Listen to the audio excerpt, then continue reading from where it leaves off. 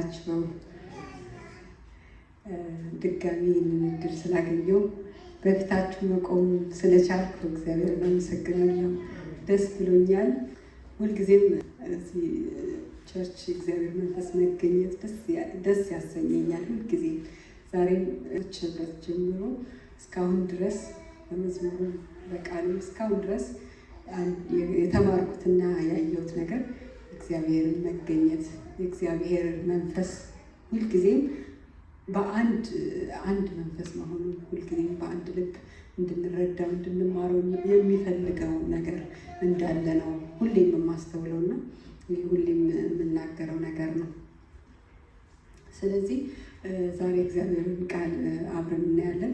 እግዚአብሔርን ቃል የምናይበት ክፍል ኢሳይያስ 55 ነው የምናየው። ኢሳይያስ 55 ላይ ኢሳይያስ 55 ከቁጥር 6 እንደዚህ ይላል።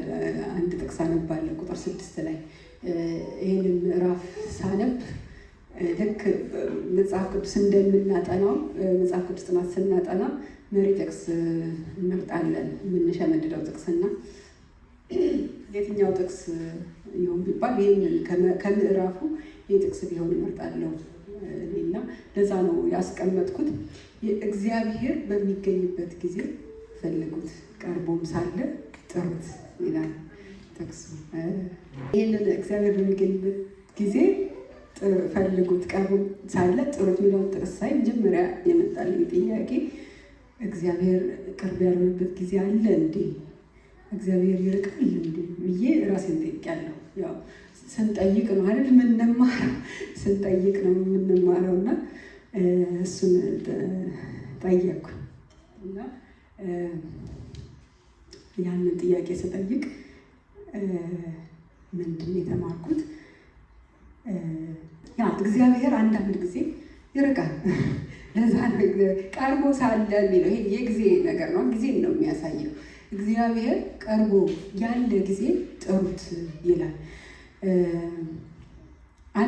በሁለት ምክንያት እግዚአብሔር ሊርቅ ይችላል። ከመጽሐፍ ቅዱስ የገባኝና የተማርኩት ነገር በሁለት ምክንያት እግዚአብሔር ሊርቅ ይችላል። አንደኛው ሰው ራሱ በእግዚአብሔርና በሰው መካከል ያለው ዲስታንስ የሚጨምረው አንደኛ ራሱ ሰው ሲያምንጽ ነው፣ ከእግዚአብሔር ሲርቅ ሰው ራሱ ማለት ነው። እና ይሄ መጀመሪያው ጥቅስ እንደዛ ያሳያል። በጭንቃቸው ሁሉ እርሱ ተጨነቀ፣ ፊቱን መልክ አዳናቸው፣ በፍቅሩና በርኅራኄም ተቤዣቸው ይልና በቀደሙ ዘመን ሁሉ አንስቶ ተሸከማቸው።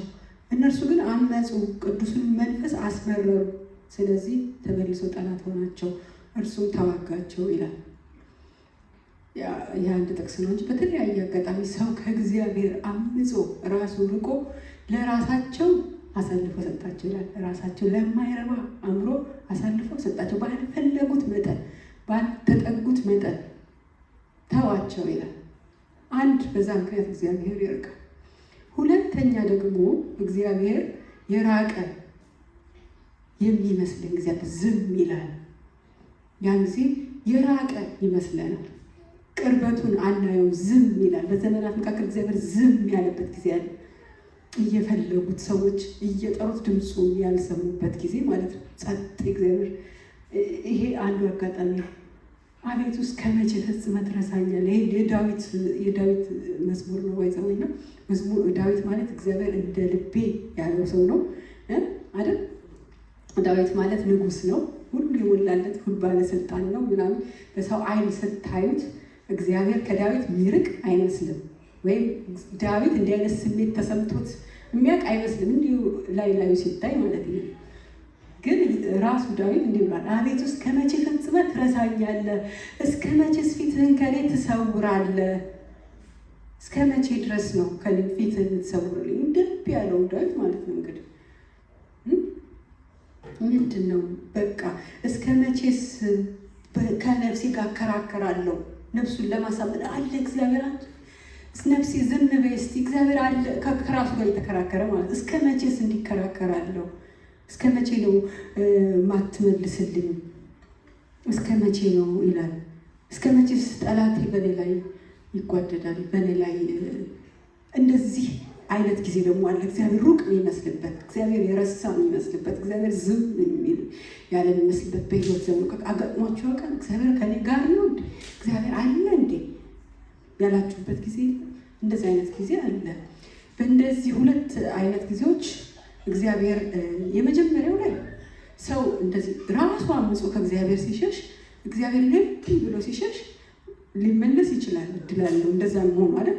ምን ሲሆን መከራው ካልሆነ መከራ ይምከራው የሚባል የሀገራችን አባባል። መከራ ይመክረውና ሰው ይመለሳል። ጠላት ተጫውቶበት በቃ ከእግዚአብሔር ይርቆ የሄደበት ርቀት እንዳላዋጣው መከራ አሳይቶ የሚመልሰዋል አይደል? በዓለም ጥፍት ብለው ሄደው ዓለም በቃ ደስታቸውን ነጥቋቸው፣ ጤናቸውን ነጥቋቸው ምናምን ምርር ብሏቸው የሚመለሱ ብቻ ነው። ወይም ደግሞ ያ ሰይጣን አይዞሽ ብሎ ቶፕ ላይ አድርሷቸው ቶፕ ላይ ደርሰው ምንም አላረካቸው ብሎ የሚሄዱበት አጥተው እንደገና እግዚአብሔር ፍለጋ የሚመለሱ አሉ። ከሁለቱ አንዱ ነው የሚያጋጥመው። ወይ ሲሳካት የሚመለሱ አሉ፣ እንዲሁም እንደጠፉ የሚቀሩ አሉ አይደል? ሁለተኛው ግን ይሄኛው ደግሞ እግዚአብሔር በጊዜው በራሱ ጊዜ እግዚአብሔር ይመልሳል አይደል? ዝም ሲል ልክ የዳዊቱ ሁኔታ ደግሞ እየፈለገው እግዚአብሔርን እየጠራው ጌታ ሆይ እስከ መቼ ዝም ትለኛለህ እያለ እግዚአብሔር በተለያየ ምክንያት ዝም ይላል። ወይም ሊያስተምረን ዝም ይላል አይደል? ወይም ደግሞ በራሱ ምክንያት በራሱ ጊዜ ነገሩን ሊያደርገው ፈልጎ ዝም ይለናል። ወይም ደግሞ ትዕግስት ሊያሳድገን ፈልጎ ልክ እንደ ኢዮብ ወይም ደግሞ ተማምኖብንም ሊሆን ይችላል። እንደ ኢዮብ ዝም ይላል እግዚአብሔር። ያኔ በዚህ ሁኔታ ተግቶ እግዚአብሔርን የሚጠራ ሰው የሚፈልግ ሰው እግዚአብሔር ሳይቀርብ እንዲህ ቅርበቱ ሳይሰማ ማለት እኮ ነው። ያው ቀለል ባለ ቋንቋ እግዚአብሔር ስለሚናገር ነው እንጂ እግዚአብሔር የሚርቅ የሚቀርብ ምናምን አይነት አምላክ አይደለም። ባለበት አለ ሁሌም። ግን ቅርበቱ ሳይሰማን ሲቀር እግዚአብሔርን መፈለግ ያ ፌዝ ነው። እምነት ማለት እሱ ነው። እንደዛ እግዚአብሔር ያደርገን፣ እንደዛ አይነት ሰዎች ማለት ነው። እግዚአብሔር ርቆ እያለም እንኳን መፈለግ ማለት ነው። ዳዊት አሁን እንደሚያደርገው ከዚህ በኋላ ምዕራፉን ቀጥላችሁ ብታነቡት እኔ ግን በእግዚአብሔር ደስ ይለኛል ይላል። ጠላቶቹም እየጨፈሩበት እግዚአብሔርም ዝም ብሎት የረሳውን መስሎት ምናምን፣ ግን እስቲል በእግዚአብሔር ልቤ ደስ ይለዋል ምናምን ይላል። እንደዚህ አይነት እምነት እግዚአብሔር ይስጠን።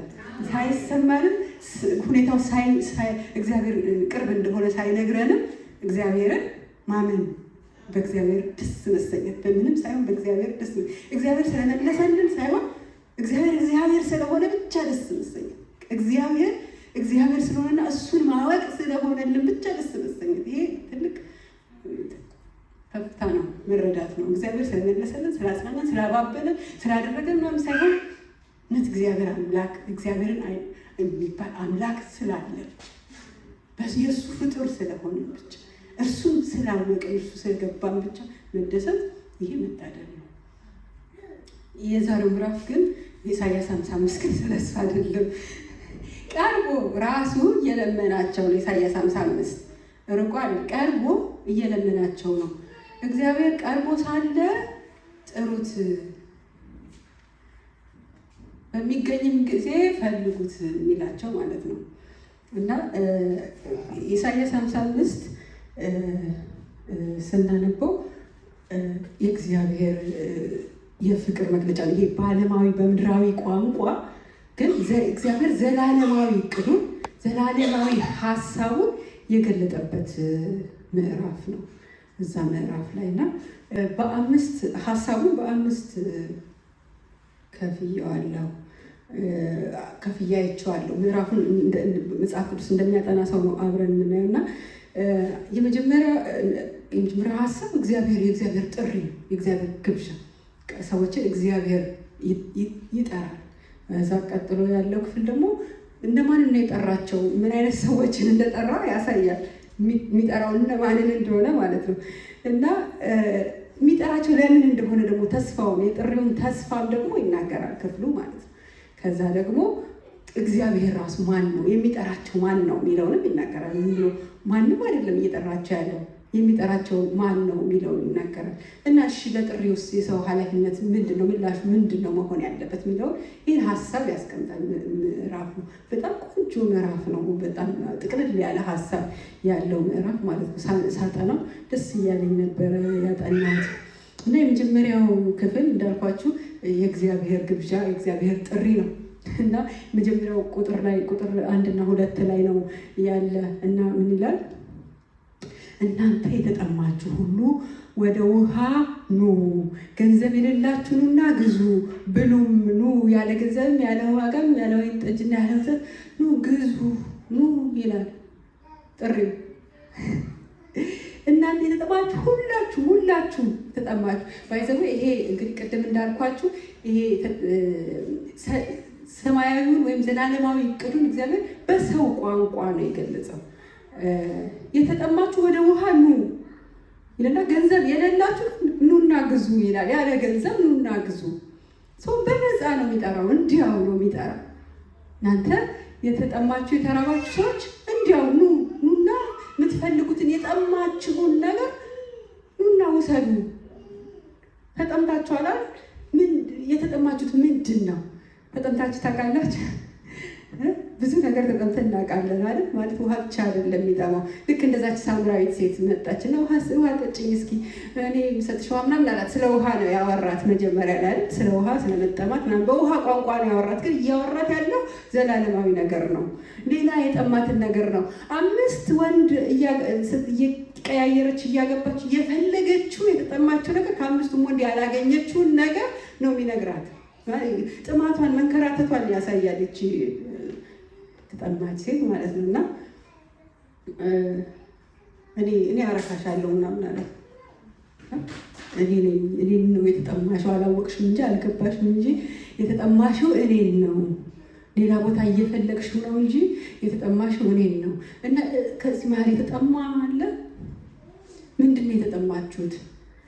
ብዙ ጊዜ የተጠማነው ነገር እሱ የሚያረካን ይመስለናል። ማለት ገንዘብ ተጠምተን ገንዘብ የሚያረካን ይመስለናል።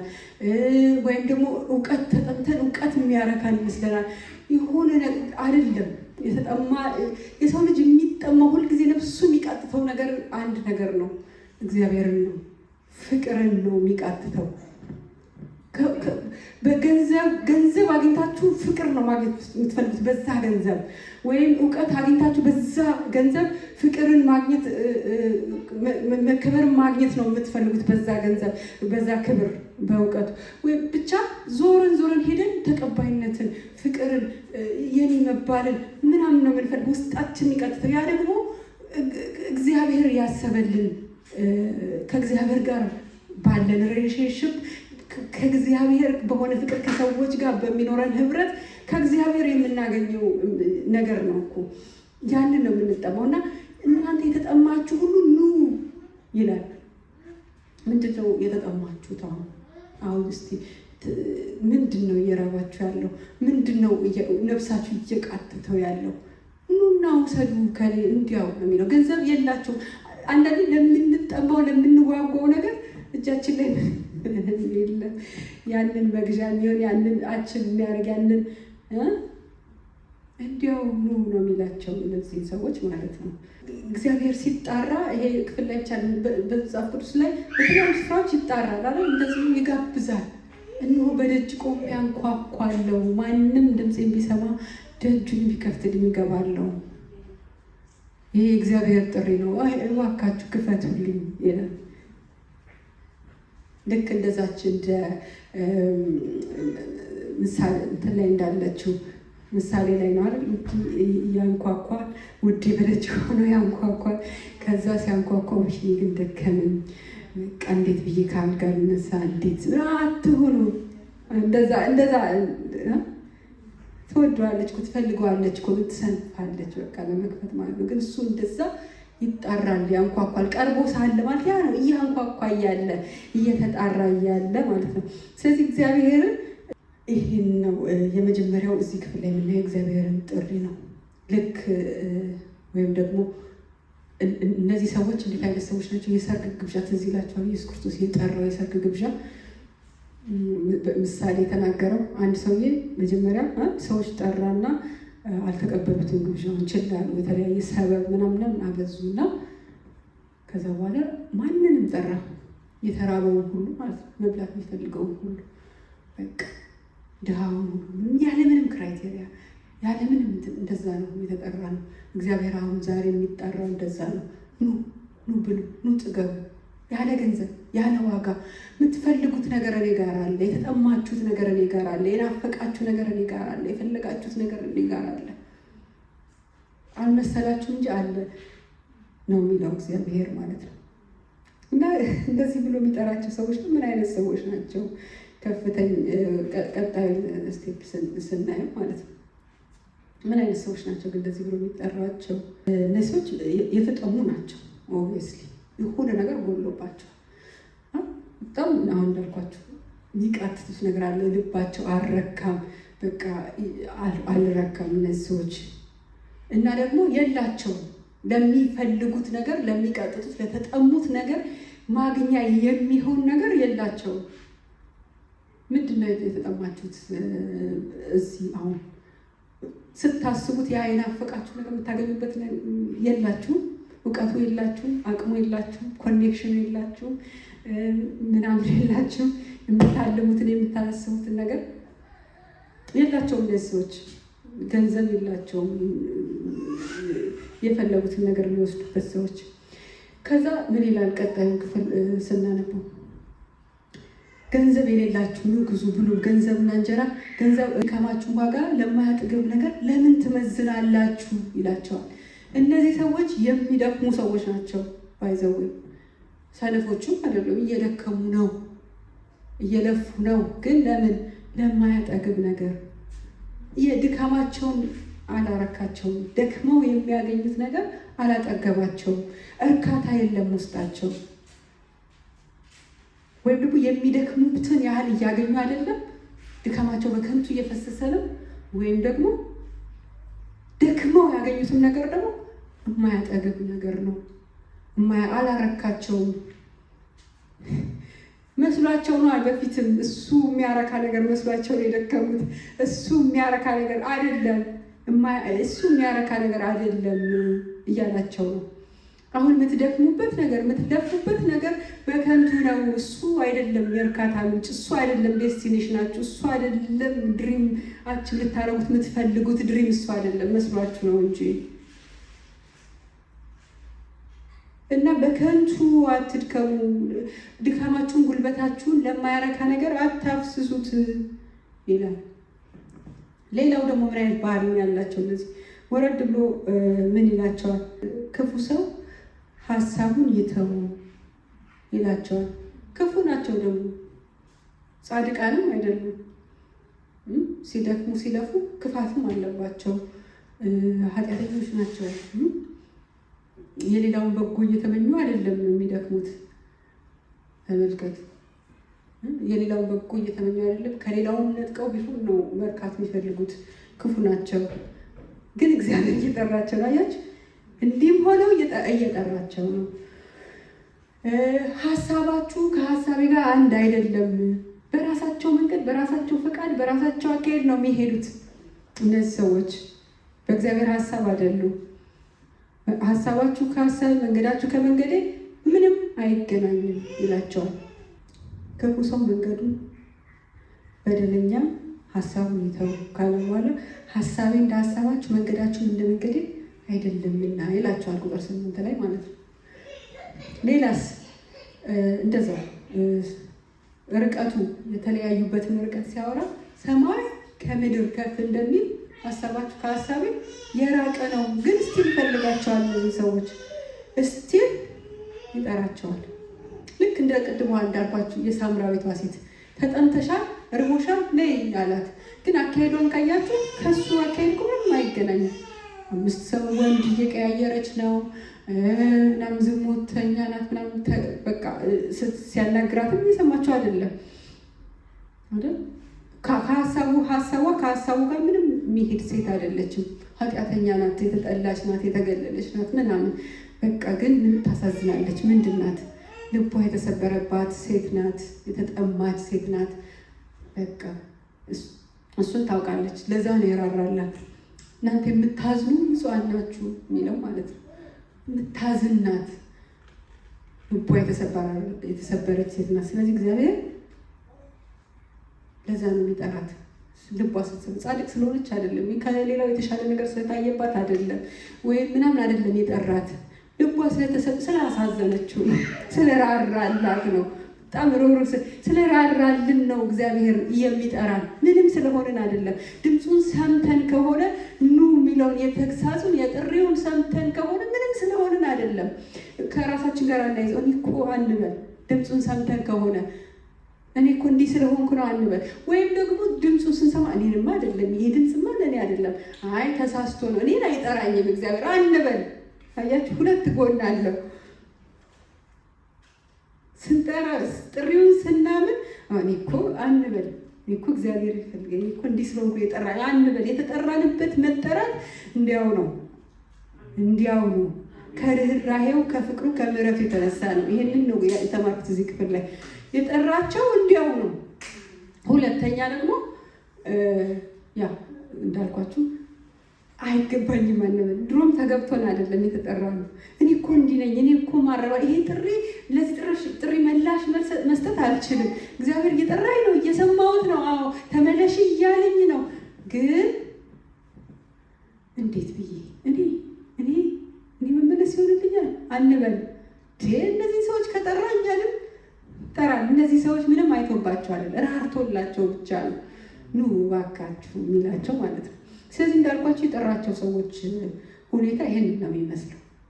እሺ ለምንድን ነው የጠራቸው? እስቲ እነዚህ ሰዎች ለምንድን ነው የጠራቸው ስትሉ ደግሞ ስናይ ደግሞ እሱን በሚገርም አጠራር ነው የጠራቸው፣ ለሚገርም ነገር ማለት ነው። የመጀመሪያው እንደው ያለ ዋጋ ነው የጠራቸው፣ ያለ ምንም እጅ መንሻ ነው የጠራቸው። እና ስትመጡ እንዳትረሱ እንትን ይዛችሁ አላላቸው፣ እንዲያው ነው የጠራቸው። ስለዚህ አሁን እንዳልኳችሁ በነፃ ነው የጠራቸው እነዚህን ሰዎች። ከዛ ለምንድን ነው የጠራቸው? በነፃ ሲጠራቸው ሰውነታችሁ በሕይወት ትኖራለች፣ የታመነችትን የዳዊትን ምሕረት የዘላለምን ቃል ኪዳን ከእናንተ ጋር አደርጋለሁ። ሁለት ነገር እዚህ ጋር ይታየኛል። ሕይወት መጀመሪያው ነገር ሕይወት ለሕይወት ነው። እኔ ሕይወት እንዲሆንላችሁ እንዲበዛላችሁ መጣሁ። እግዚአብሔር ጥሪ ለፍርድ አይደለም። የእግዚአብሔር ጥሪ ለመኮነን አይደለም። የእግዚአብሔር ጥሪ ሊያሳቅቀን ነፃነት ሊያሳጣን ምናምን አይደለም። እግዚአብሔር ለምንም አይደለም የሚጠራን፣ ሕይወት እንዲሆንልን እንዲበዛልን ነው የእግዚአብሔር ጥሪ። አሜን። ደስ አይልም? ለዚህ ነው የጠራን። ምንም አትጠራጠሩ። የእግዚአብሔርን ድምፅ እንደሆነ አስባችሁ መንገድ ግን ያወጣኛል አትበሉ። ሕይወት ብቻ ነው ያለበት፣ ያውም የምን የዘላለም ለምህረት ነው እግዚአብሔር የሚጠራው። ለዘላለም ሕይወት ለምህረት ነው እግዚአብሔር የሚጠራው እና ለምህረት እና ለዘላለም ሕይወት የጠራቸው። ልክ ዮሐንስ 3:16 ባለፈው የኛ እንዳካፍለው በእርሱ የሚያምን ሁሉ የዘላለም ሕይወት እንዲኖረው እንጂ እንዳይጠፋ እግዚአብሔር አንድያ ልጁን እስኪሰጥ ዓለምን እንዲሁ ወዷል። እንዲሁ ያለ ዋጋ ነው የጠራቸው። ለምን? ለዘላለም ሕይወት ነው የተጠሩት። በመጀመሪያ የተጠሩት ለዘላለም ሕይወት ነው። ለዘላለም ሕይወት ነው የጠራን። ከዛ ላይ አያበቃም። ከዛስ ለዘላለም ሕይወት ከጠራቸው በኋላ ለዛ ሕይወት ሲመልሱ፣ ነገር ግን አስቀድማቸው የእግዚአብሔር መንግስት ጽድቁንም ፈልጉ፣ ከዛ ይህም ሁሉ ይጨመርላችኋል። ሌላ ሁሉ ይጨምራል። ይቀጥላል። እዚሁ ምዕራፍ ላይ ምን ይላቸዋል? እነሆ የማታውቀውን ሕዝብ ትጠራለህ፣ የእስራኤልን ቅዱስ አክብሮሃልና ስለ አምላክህ ስለ እግዚአብሔር የማያውቅ ሕዝብ ወደ አንተ ይሮጣል። ለእነሱ ሕይወት እንዲበዛላቸው ነው የጠራቸው። አንደኛ ሕይወት የሚበዛላቸው ያለ ድካም ነው። ያለ ድካም እንዲበሉ ቅድም ስናወራ ነበር። በድካማችን ካላገኘ ነው ካልደከምንበት እንላለን ብዙ ነገር ካልደከምንበት እግዚአብሔርን ተስፋ እንደማድረግ እግዚአብሔርን ከመተማመን ይልቅ በድካማችን ልክ እንተማመናለን። ድካማችን ደግሞ ዋጋ ሲያቅተን ተስፋ እንቆርጣለን። ግን መተማመኛችን እግዚአብሔር ሲሆን ግን ድካማችንን አይደለም እናየው። ያው እንደክማለን እኮ ግን ድካማችን አይደለም መተማመኛችን እግዚአብሔር ነው። እና የማታውቀውን ሕዝብ ትጠራለህ። ኢቭን ኮኔክሽንም አይደለም መተማመኛችን። አያችሁ ትናንት አውቀዋለሁ ትናንት ድካማችን አይደለም እያቸው ኮኔክሽናችንም አይደለም መተማመኛችን። ትናንት ስለማውቅ ትናንት ያደርገኛል ትናንት ሰውም አይደለም። እግዚአብሔር የጠራቸው ለእግዚአብሔር ጥሪ ምላሽ ሲሰጡ በማታውቀው ሕዝብ ከማታውቀው ስፍራ ነው። ያ ሰው ያደርግልሃል አይደለም፣ ያን ሰው ለዛ ሰው ትተርፋለህ። ተስፋ ቃሉ አያችሁ፣ ለዛ ለማታውቀው ሰው ትተርፋለህ አይደለም። የማታውቀው ሰው ትጠራለህ፣ እርሱም ይመጣል። ለማታውቀው ሰው ምን ያደርጋል ነው የሚለው። ባይዘው እግዚአብሔር አብሮ ሲሆን የእግዚአብሔር አብሮነት አንዱ መገለጫ በህይወታችን የሚከናወነው ነገር ለራሳችን አይደለም፣ ከኛ ላለፈ ነገር ነው የሚጠራን እግዚአብሔር። አንዳች ነገር የእግዚአብሔር ፈቃድ እንደሆነ ከእግዚአብሔር እንደሆነ ለማወቅ አንዱ መንገድ ማወቅ ከፈለጋችሁ ያ ነገር ማንን ነው የሚጠቅመው ብላችሁ ነው ማየት። ራሳችሁን ከሆነ የሚጠቅመው ራሳችሁንና ራሳችሁን ብቻ ከሆነ የሚጠቅመው ይሄ እግዚአብሔር አለ። እግዚአብሔር ሀሳብ እኛን መጥቀም አይደለም። ለእኛማ ምን ሰጣን? ዘላለማዊ ህይወት። ከዛ ያለፈ ነገር ከዛ የበለጠ ነገር የለም። ከዛም በኋላ ሌላው ለሌላው እንዲተርፍ ነው። ሌላው ደግሞ የዘላለም ህይወት የሆንለት ዘንድ ለሌላው እንዲተርፍ ነው የሚያደርግልን ነገር እግዚአብሔር። እና ለሌላው የምትተርፉ አደርጋችኋል አይደለም ለእናንተ ለሌላው። እስራኤል እኮ ለዛ ነበር የተጠራዋል፣ ለራሱ መዳን እንዲሆንለት እስራኤልስ። ከዛ ደግሞ ያው ምዕራፉ የተጻፈው ለእስራኤል ህዝብ ነው እንዳለ። ኢሳያስን ስታነቡት ይሄንን ነው የሚለው። እግዚአብሔር የጠራበትን መጥራት፣ የእስራኤልን ማመፅ፣ ከዛ ደግሞ እግዚአብሔር እስራኤልን እንዲመለስ መለመን፣ ከዛ ደግሞ ተስፋ መስጠት እስከ ኢየሱስ ክርስቶስ ድረስ ማለት ነው። ተስፋ መስጠት እና እስራኤልን ደግሞ አለመስማት ምናምን ነው የምናየው።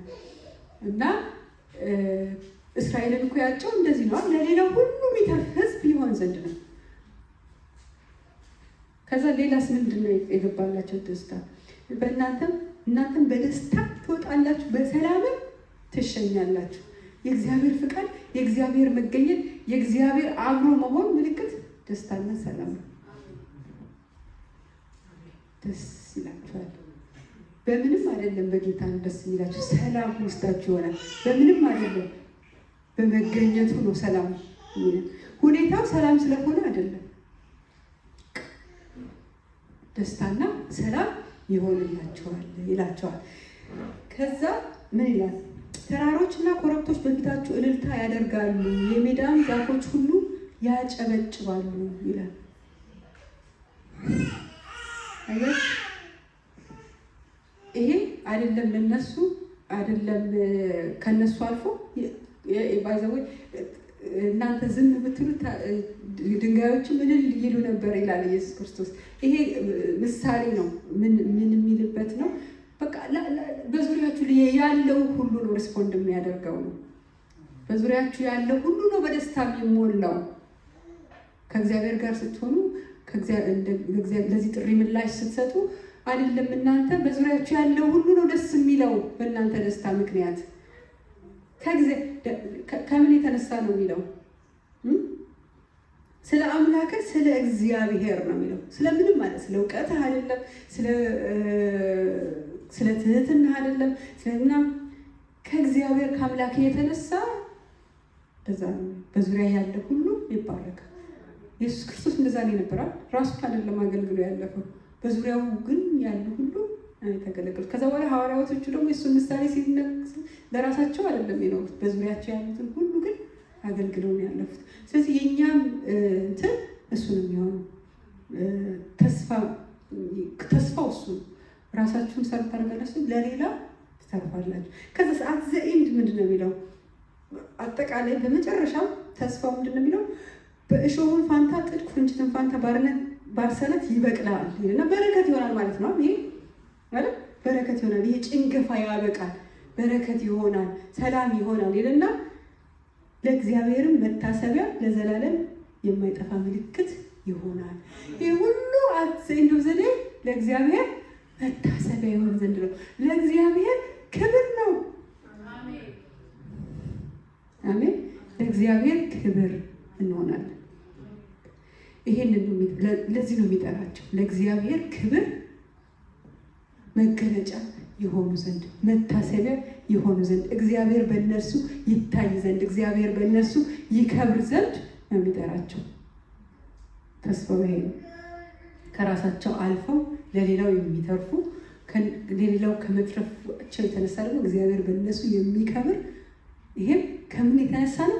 ከእግዚአብሔር ከአምላካቸው የተነሳ።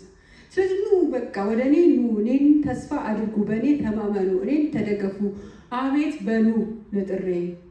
በቃ የራሳችሁን ድካም፣ የራሳችሁን ሩጫ፣ የራሳችሁን መተማመን፣ የራሳችሁን መፍጨርጨር፣ የራሳችሁን መሻት፣ የራሳችሁን ነገር ተውት እና ኑ ወደ እኔን ስሙ። ምን አድርጉ ነው የሚላቸው? ከዛ ቀጥሎ ይሄ ለዚህ ጥሪ ምላሽ ሲሰጡ ኑ አድምጡኝ፣ ኑ ወደ እኔ አድምጡኝ፣ ስሙኝ፣ ወደ እኔ ቅረቡ። መቼ ነው እግዚአብሔር የተናገረው ምናምን የሚል ሰው ካለ እግዚአብሔር ይሄን ድምፅ እየሰማችሁ ከሆነ አሁን እኔ ስናገር እግዚአብሔር እየተጣራ ነው። እግዚአብሔር ምክንያቱም ዝም ሲል እግዚአብሔር ማንንም አይሰማም ማለት ምንም አትሰሙ፣ ተግሳጽንም አትሰሙ። ምክንያቱም እግዚአብሔር የሚወደውን ነው የሚገስጸው። የሚወደውን እግዚአብሔር ይገስጻል ወይም ደግሞ ይጣራል። በየትኛውም አጋጣሚ የእግዚአብሔር እየጠራችሁ እንደሆነ እየሰማችሁ ከሆነ የእግዚአብሔርን ግብዣ በምንም መንገድ እያገኛችሁት ከሆነ እግዚአብሔር እየጠራችሁ ነው፣ እያንኳኳ ነው፣ በደጅ ነው። ክፈቱ። በምን ላይ ነው እግዚአብሔር እየጠራችሁ ያለ? ተመለሱ የሚላችሁ ከየት ነው? ኑ የሚላችሁ ወደ የት ነው? እየሰማችሁት ከሆነ ያንን ድምፅ በእኔ አሁን እየሰማችሁ ነው። በምንም ሊሆን ይችላል። በተለያየ አጋጣሚ ነው እግዚአብሔር የሚናገር። እግዚአብሔር ሜሴጁን ማድረስ ነው የሚፈልገው። የሚያደርሰውን ደግሞ ለልብ ነው የሚያደርሰው። አይጮህም። ምክንያቱም በፍቅር ነው እንድንመልስ የሚፈልገው እንጂ ሰማያትን ቢከፍትና እግዚአብሔር አንድ ጊዜ ቢናገር እኮ ድብልቅልቅ ቢያደርገው እኮ ዓለም ሁሉ ሪስፖንድ ያደርጋል። ግን ከፍቅር አይደለም፣ ከፍርሃት ነው። እንደዛ ሲሆን ከፍርሃት ነው። እግዚአብሔር ደግሞ ፍቅር ነው። ስለዚህ ፍቅር ደግሞ አፍቃሪ ደግሞ አይጮህም። ይሾካሾካልና ሚለው ይፈልጋል። ቴንሽን ሚለው ይፈልጋል። እግዚአብሔር እንደዛ ነው። እንደዛ እንድንለው ነው የሚፈልገው። ምን አልክ ጌታዬ? አቤት እንድንል ነው። እንደዛ ስሙኝ፣ አድምጡኝ። ይሄ የልብ ጉዳይ ነው ባይዘው እንጂ ካልሰማችሁ ሰው ሊጮህባችሁ ይችላል 10 ጊዜ። ካልሰማችሁ አትሰሙ። መስማት ካልፈለጋችሁ ሰው የሚፈልገው ነው የሚሰማው። ግን እንዳልኳችሁ የሚፈልግና የሚወድ ሰውን አቤት ይላል ይናገራል። እግዚአብሔር እንደዛ ስንሆን እግዚአብሔርን ስንፈልገው ማለት ነው። እሺ ከዛ ክፉ ሰው መንገዱን በደለኛ ማሳቡን ይተው፣ ወደ እግዚአብሔር ይመለስ። ክፉ ሰው መንገዱን ይተው። ከዛ እግዚአብሔር ስትሰሙት ስሙኝ ነው ያለ። መጀመሪያ ስሙኝ። መጀመሪያ ስንሰማው እግዚአብሔርን ምን እንደሚል እናውቃለን። መንገዱ ምን እንደሆነ እናውቃለን። ግን ብዙ ኮምፕሊኬትድ አይደለም፣ ግልጽ ነው። እግዚአብሔር ሀሳብ፣ እግዚአብሔር መንገድ ግልጽ ነው። ኢሳያስ 58 ላይ እንትን ይላቸዋል እግዚአብሔርን ስለመፈለግ እና ስለተላለፉ ሰዎች። ኢሳያስ 58ን አንበባችሁት ከሆነ የምታስታውሱት ከሆነ እነዚያ ኢሳያስ 58 ላይ ሲገልጻቸው ምን ይላል? ዕለት ዕለት ትመጣላችሁ ይላል። ዕለት ዕለት ትጸልያላችሁ፣ ትጾማላችሁ፣ በቤቴ ናችሁ፣ ሁልጊዜ አትጠፉም፣ ሁሌም አላችሁ። ግን በጾማችሁበት ቀን ፈቃዳችሁን ታደርጋላችሁ። የራሳቸውን ፈቃድ ነው የሚያደርጉት። ኢቭን እግዚአብሔርንም የሚፈልጉት ወይም የሚያገለግሉት እንደ ፈቃዳቸው ነው። ስለ ፈቃዱ ግድ አይላቸውም። ግን እኮ ዕለት ዕለት በቤት ባሉ መስዋዕት እያቀረቡ ነው፣ እያገለግሉ ነው፣ እየለፉ ነው ምናምን። ግን እንደዛ የሚያደርጉት የልባቸውን መሻት ነው። እግዚአብሔር ግን ምንድን ነው የሚፈልገው? ይሄ እግዚአብሔር ሀሳብ ነው እውነት ብለው ከልባቸው አይጠይቁም። ቢጠይቁ እኮ እግዚአብሔር ይገልጽላቸዋል። ቢጠይቁ እኮ ጥያቄያቸው ሲሆን እውነት ይሄ እግዚአብሔር ሀሳብ ነው ይሄ እግዚአብሔር ቢጠይቁ እኮ ይገልጽላቸዋል። ግን አይጠይቁም። እንደመሰላቸው እግዚአብሔርን ያገለግሉታል፣ እንደመሰላቸው ይጸልያሉ፣ እንደመሰላቸው ያደርጋሉ። ግድ የላቸውም ለፈቃዱ። ከዛ ለእግዚአብሔር ብቻ ያለ ግድ ለሌላውን ግድ የላቸው። ከስራቸው ያሉትን ሰዎች ይጨቁናሉ። እግዚአብሔርን እንፈልገዋለን እያሉ ስለዚህ የእግዚአብሔር መንገድ ግልጽ ነው። እግዚአብሔርን መጠየቅ ነው። ስንጠይቅ ስንፈልግ መንገዱ በግልጽ ተቀምጦ ያሳየናል። እና ደግሞ ፍቅር ነው። እግዚአብሔር ፍቅር ነው። ፍቅር የሌለበት ነገር ሁሉ የለም። እግዚአብሔር በግልጽ ተቀምጧል። እና ምን ይላቸዋል? ስለዚህ በፈቃዳችሁን ታደርጋላችሁ፣ መንገዳችሁ ከመንገዴ አይደለም፣ መንገዳችሁ ወደ መንገዴ ተመለሱ ይላቸዋል። ክፉ ሰው ሀሳቡን ይተውና ወደ እኔ መንገድ ይመለስ። መንገድ ነው ይሄ፣ እንትን አይደለም፣ አንድ ድርጊት ጉዳይ አይደለም። እግዚአብሔርን መፈለግ ወይም ወደ እግዚአብሔር መመለስ የአንድ ቀን ድርጊት የስህተት የምስስት አይደለም፣ የመንገድ ነው። መንገድ አቅጣጫ የመቀየር ጉዳይ ነው። ያላችሁበት ባቡር ወደ እኔ አይደለም የሚወስደው። እዛ ባቡር ውስጥ ቁጭ ብድግ ምናምን የማለት ጉዳይ አይደለም። መቀየር አለባችሁ ይላል። አቅጣጫ መቀየር አለባችሁ። አቅጣጫችሁ በዛ ሳይድ አይደለም። አቅጣጫ ከተቀየረ በኋላ ድርጊቱ ምንም ባቡር ውስጥ ከሆናችሁ በኋላ እዛኛው ፍርጎ ብትሄዱ እዛኛው ፍርጎ ብትሄዱ ወደፊት ወደ ኋላ ብትሉ ዳዝናታ እዛ ባቡር ላይ ናቸው። እዛ ባቡር ላይ ሆኑ ነው፣ እኔ መንገድ ላይ ሆኑ ይላቸዋል። ሌላስ ምንድን ነው የሚላቸው? እና ይሄንን ሳስብ ሰዎችን ኃላፊነት ይሄንን ሳስብ የማርታና የማርያም ጉዳይ ተያይዞልኛል ከዚህ ሀሳብ ጋር ማለት ነው። ማርታና ማርያም ታውቋቸዋላችሁ። እና ማርታ በቤቷ ኢየሱስ ክርስቶስ ተቀበለቻል። በእሷ ቤት ነው እየተስተናገደ ያለ። እሷ ቤት ነው የመጣው። ክርስቶስን የምትወድ ናት የታወቀ ነው። ግን በቃ አገልግሎት በዛባት ብክን ትላለች፣ ትባክናለች። ግን ምን ይላታል? ምን አላት? እንደውም በጣም ከመባከኗና ከመድከሟ የተነሳ ኮምፕሌነር ናት ሁላ። ሺዝ ኮምፕሌኒንግ አባውት ኤቭሪዋን ኤልስ ማለት ያው እህቴ እዚህ ተቀምጣ እኔ አይታይህም ጌታ ላይ ኮምፕሌን ያደርግሽ ነው ባይዘው ጌታ ላይ ሁላ አድርጋለች ኮምፕሌናል። ዝም ግድ አይልም እንደ እሷ እኔ ስደክም እሷ ቁጭ ተቀምጣ አንደኛ ቀጥታ ማርያምን ብቻ እንኳን አንድ ላይ ተናገረችው። ጌታ ላይ ኮምፕሌን አድርጋለች፣ ማርያምንም ከሳለች ማለት ኮምፕሌን አድርጋለች። እና በጣም እየደከመች ነው፣ እየተንገላታች ነው። ግን ደስተኛ አይደለችም። እየደከመች ባለችበት ነገር ራሷ ደስተኛ አይደለችም። ለዛ ነው አይገድም ምን ለማለት የበቃችው። ማለት ደስ ብሏት እየሰራች ቢሆን ትዝም አትላትም ነበር ማርያም ማለት ነው። ወይም ጌታ በምታረገው ነገር ደስተኛ አይደለችም፣ እየደከመች ነው። በእህቷም ደስተኛ አይደለችም። እንደዚህ አይነት ስሜት ተሰምቷችሁ ያውቃል? የደከማችሁ ነው፣ ግን ደግሞ ጌታም ደስተኛ አይደለም፣ እናንተም በጌታ ደስተኛ አይደላችሁ፣ እህታችሁም ደስተኛ አይደለችም። ይወርጀለ ሰፈር ምናምን እንደዚህ አይነት ስሜት ተሰምቷችሁ ያውቃል? በቃ ያ እግዚአብሔር መንገድ ላይ አይደለንም፣ ቆም ማለት አለብን ማለት ነው። እና ምን አላት ጌታ? ማርታ ማርታ በብዙ ነገር ትጨነቂያለሽ፣ ትታወቂማለሽ፣ የሚያስፈልገው ግን ጥቂት ወይም አንድ ነገር ነው። ማርያም መልካም ዕድልን መርጣለች፣ ከእሷ አይወሰድባትም። ማርያም ምንድን ነው የመረጣችው? ምዕራፍ ስታነቡት ከእግሩ ስር ቁጭ ብላ የሚለውን ትሰማ ነበር።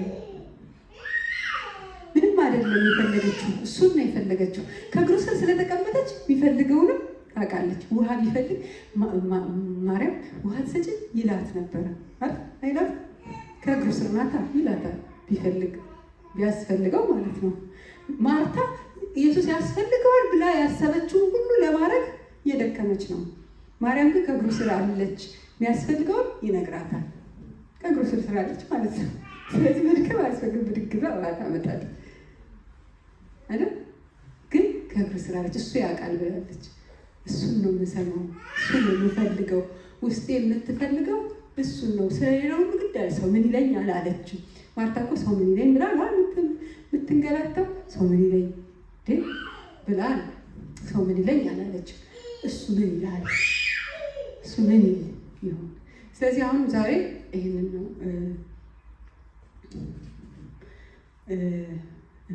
ማለት የምፈልገው ነገር።